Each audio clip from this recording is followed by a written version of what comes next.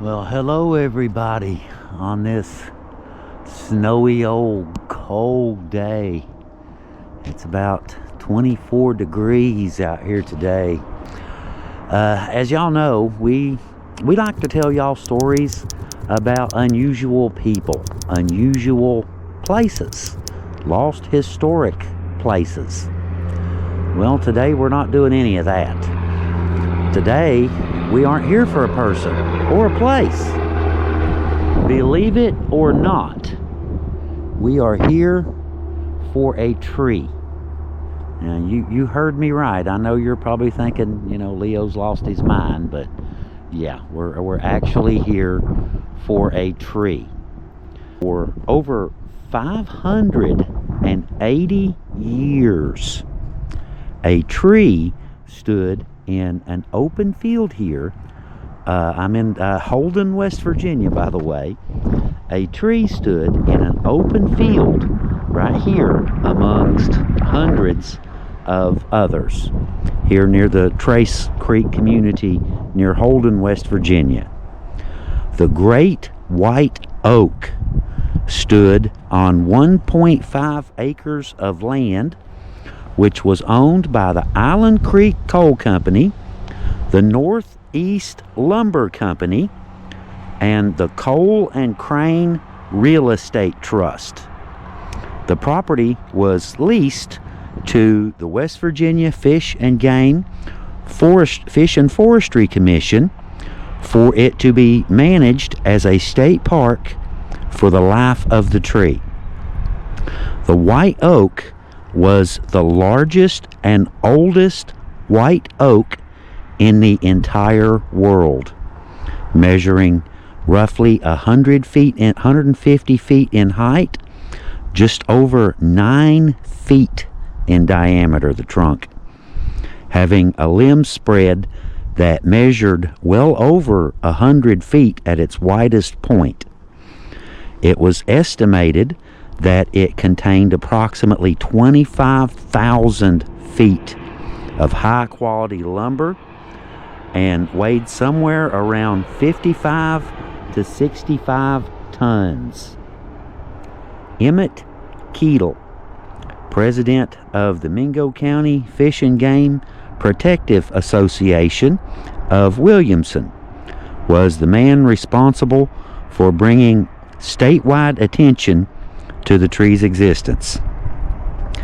Testing later indicated that the tiny acorn that eventually became the giant oak took root roughly 136 years before Christopher Columbus made his voyage to the Americas, placing its beginning way back in the 1300s. The age of the tree was taken from multiple sources and averaged. Best estimates place Mingo's oak seeding between 1354 and 1361 AD. Using borings from the tree, the Smithsonian Institution determined that the Mingo Oak was the oldest known tree of its species. According to an article that ran in West Virginia University Magazine, it had been said that more than 500 sermons were preached around the tree, with a pulpit and benches set up beneath it, and congregations meeting almost every summer in summer and winter months. It was often referred to as the church in the woods, and for decades it stood as one of West Virginia's best known natural shrines. The old white oak, commonly referred to as the Mingo Oak, began showing signs of distress in the late 1930s. In the summer of 1937, the tree failed to leaf out fully. And in February of 1938, biologist Earl Vanscoy said that the tree was almost dead. The cause was believed to be toxic gases and sulfur fumes released from a large burning slate dump nearby, which poisoned the tree's roots. More on that in a minute. Now, on September 23rd in 1938, with an estimated 2,500 people in attendance and motion picture footage being recorded, the tree was cut down. Paul Criss of Charleston, West Virginia, and Ed Meek of Indianapolis, Indiana, both extremely experienced lumbermen, were brought in to handle the cutting. Criss arrived with a team from the Kelly Axe and Tool Works Company with sawyers and wood chippers. Meek came with a crew and a 9-foot saw manufactured by E.C. Adkins and Company. Both crews were assisted in the felling and dismemberment of the tree by members of a nearby Civilian Conservation Corps camp, CCC camp. They did a whole lot of stuff in the area, trees and rocks, all sorts of things. But sections of the tree calculated to weigh tens of tons were preserved and today remain on display at both the West Virginia State Museum in Charleston, West Virginia, and the Smithsonian Institution in Washington, D.C., where they serve as physical reminders of the forest giant that once stood here in the Mingo County hills. Judge R.D. Bailey of Wyoming County, West Virginia, had a gavel made from the wood of the tree, a symbol of authority shaped from one of the oldest living witnesses in the area. Wood from the tree was also obtained by Wilton Fields, a deacon at the East Williamson Baptist Church in Williamson, West Virginia. Now, Fields sent the wood to his brother-in-law, J. Dewey Sizemore of Siler, North Carolina, who made the pulpit that still stands in the church today, giving the Mingo Oak, the great Mingo Oak, a final place in worship long after its fall. We were also told that there may be a plaque located at the head of Trace Mountain marking the tree's history, but so far we have not been able to confirm its location and haven't seen any pictures of it. We attempted to reach out to the church connected to the story, but didn't receive a response. So I plan to swing by there here in a few minutes and ask in person. Now, back to the slate dump. Sulfur dioxide is approximately 2.2 times heavier than air. Hydrogen sulfide is roughly 1.2 times denser than air. And sulfur hexafluoride is extremely dense. This gas is about 6 times heavier than air. It sinks so effectively that light objects can actually float on it in a container. Now, I know what you're all thinking. You're all thinking, oh my God, that hillbilly can say sulfur hexafluoride. I had no idea they could do that. Well, they can. Anyway, sorry, little humor. Anyway, like I said, the spot where you are looking, now the exact precise location of the Mingo Oak has been lost to time, the precise location. But we are very close. It was somewhere in your view screen right now. Somewhere along this line was the exact location of the tree. Now, the reason I brought up the gases and all this other stuff is because I like to do my research. You see right back up there? There's a little cutout right there. There's another little cutout right back there. Hillside, see that? I did my research. I believe that those were the slate dumps.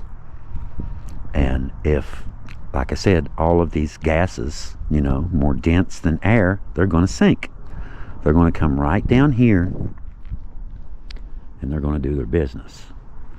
And that is what happened to this old oak tree. And of course, there's some people, you know, that say that, you know, that the tree was allowed to die to get the wood, but, you know, I kind of doubt that after them going to all that trouble to preserve it and to make a little park here. Of course, the park has been gone for, you know, nearly 100 years now. But the residential area is still left, and the area where the tree grew is still left. And US 119 runs right up by it there, and you can see where they did some work on that too. But the tree would have been right down in here. Now, like I said, I'm going to head out here. As luck would have it, I just happen to know exactly where the East Williamson Baptist Church is, because I have went to that church. I can remember when I was a little bitty kid, we had a neighbor named Granny Yates, and she had a son named Malcolm Yates who was real good friends with my uncle. But, you know, I was really little, you know, grade school little, and I can remember Granny Yates inviting me to go to church with her at this very church. I can remember going to Sunday school there, and I can remember attending several church services there when I was a little bitty child. So when I leave here to finish our story about the great oak of Mingo County, there's only one place that you can go. You have to go to the church to see if the pulpit is still there, and is it part of the old Mingo Oak. Very interesting story. Told you, not a person, a tree. We are here for a tree today. Not just any old tree though. The oldest living, oldest known tree of its species. Right here in Mingo County in West Virginia. Now, I am freezing to death. So let's just get that out of the way. It is cold. It's 24 degrees. I'm freezing to death. So I am going to jump back in the vehicle and turn some heat on. And we are going to go head out to this church. We did a little bit of looking. It says they are open from 9 to 3. So I should make it with a little bit of time to spare. And hopefully we'll go see if we can't find this pulpit that was actually made from the Mingo Oak. Wish me luck, guys. Here we go. Well, guys, we are here, and I am here. Well, I'm here with a few members of the church. This is the pastor right here. What was your first name again? Alan. Alan, thank you for thank you for helping us out here a little bit. But we have a couple other members that don't want to be on camera. That's okay. That's okay. But yeah, we just wanted to show you guys. We were just talking about it. That is the pulpit. That is amazing, isn't it? We were just talking, the seedling from this, we were talking about the church being about 100 years, did you say? Yes. We have 100 years this past year. 100 years this past year? Yes. And the pulpit is somewhere between, give or take, 1350 when it sprouted. Mm. That is amazing. That is really amazing.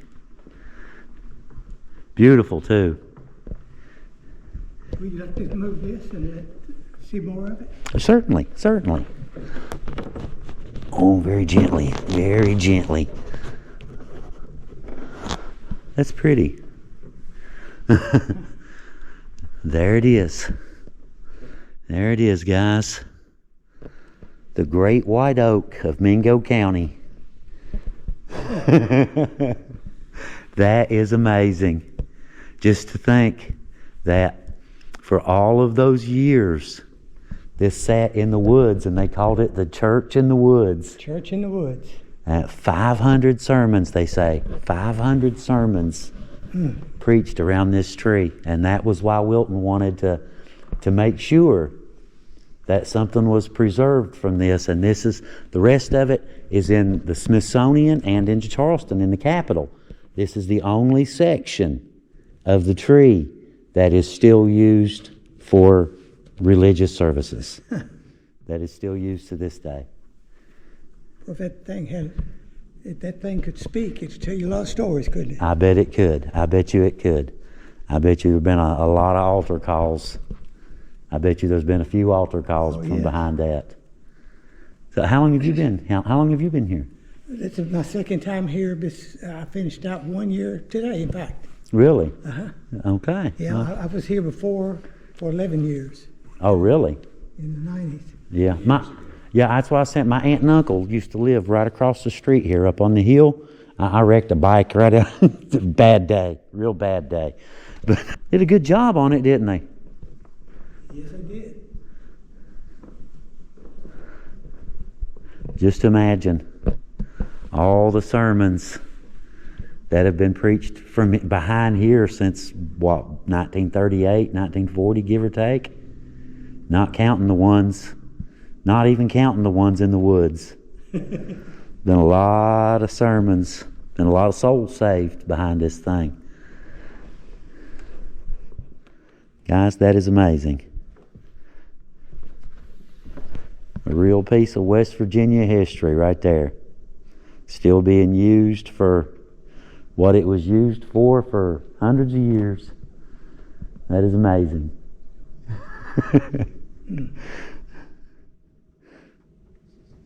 So do y'all, how often do y'all have services? I'm assuming regular Sunday? Morning, Sunday night, and Wednesday. There you go. There you go, guys. If y'all want to come on out, visit, you're more than welcome. Come on up and hang out a little while. It's been a long time since I was been in this church when I was a little kid. But, okay, guys. Well, I guess that wraps our little video up for today. We have gone to the site where the tree used to stand, the great Mingo Oak, and heard the story, heard the tale, all of the history connected to it, and came all the way back up to Williamson to find the last piece of it that is still being used for religious practices. Amen. Amen, brother. Nice touch. Very, very nice touch. Anyway, thank you all for coming along, hearing our little story, and seeing just a little tiny bit of West Virginia history in such a beautiful setting, in a beautiful place. It's a good place for it. This is the perfect place for that right there. Guys, I guess we've covered all of the territory I do believe that we can cover today. So anyway, guys, thank you all for coming along. I very much hope you've enjoyed our video today. And from the East Williamson Baptist Church, this is Leo with the Hillbilly Files and some new friends. Amen. Amen. We'll see you guys later. Hillbillies out.